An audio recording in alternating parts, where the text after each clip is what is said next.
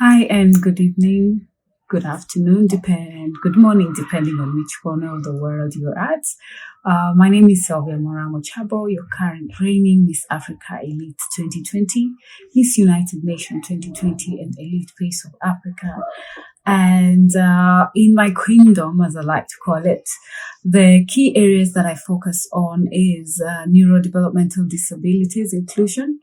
And I'm also an advocate for inclusion and awareness of menstrual hygiene and sexual education for girls and mentorship.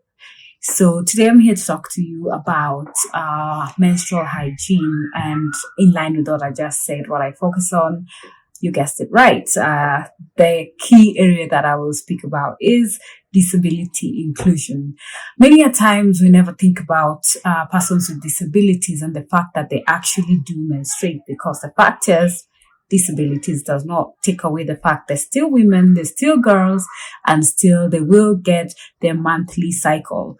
And when we look at the production of most of the hygiene materials that we use, we're talking tampons, we're talking caps, we're talking about reusable pads, and also disposable sanitary towels.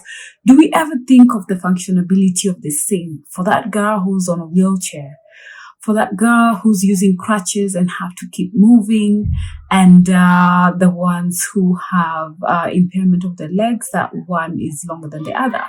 Has it ever crossed your mind? How will a girl who is visually impaired see the expiry date, get to read which one is long, which one is short, which one is for heavy, which one is for light flow?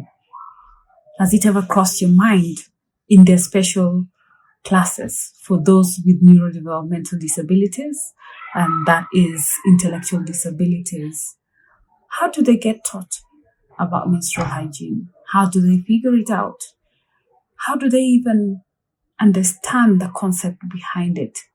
Yet just basic education can be a challenge. Has that ever crossed your mind?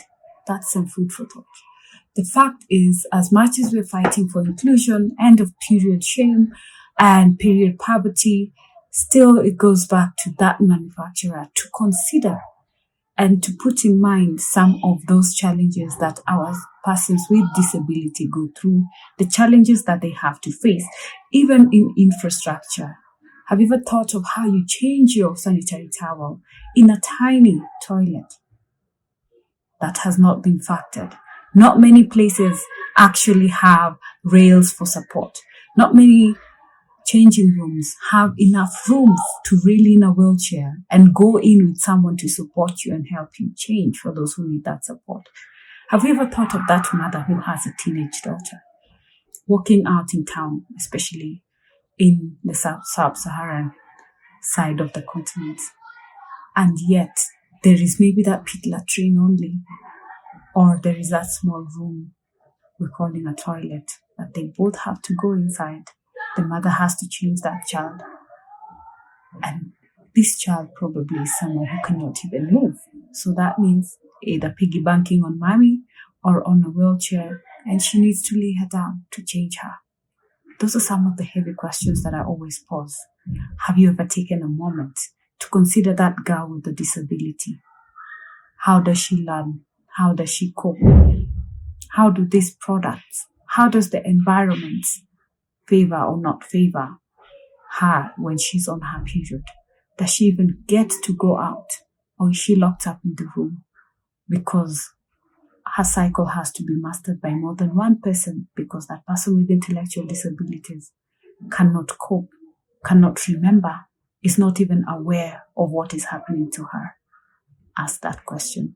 And next time, before you be judgmental, think twice and remember, there is someone out there who needs that support, who needs that policy, who needs that manufacturer to consider her when thinking about menstrual hygiene products. Thank you very much. Once again, Sylvia Mochabo, Miss Africa Elite 2020. Thank you.